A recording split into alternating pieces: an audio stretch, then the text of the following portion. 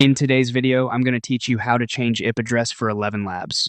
We'll walk through a couple of reliable ways to refresh your connection so ElevenLabs sees a different IP, and I'll share tips to keep things smooth and secure.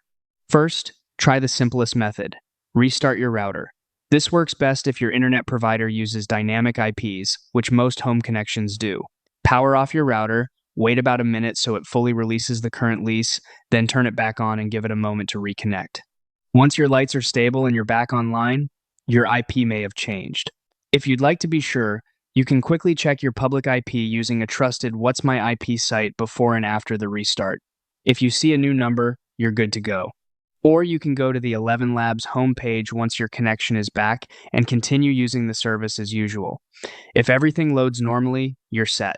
If it still looks the same or you need a specific region, move on to the VPN method.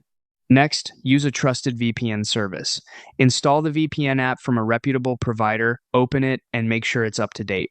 A good VPN masks your real IP and routes your traffic through a server you choose, which is helpful if you need a particular country for latency, features, or access. Keep in mind that free VPNs can be slow or blocked. A well-reviewed paid option is often more consistent. Now choose the country and connect. In your VPN app, pick a server location that fits your needs, then connect and wait for the confirmation that you're protected. Lower latency servers nearby usually perform better, while more distant ones may be slower but change your apparent region.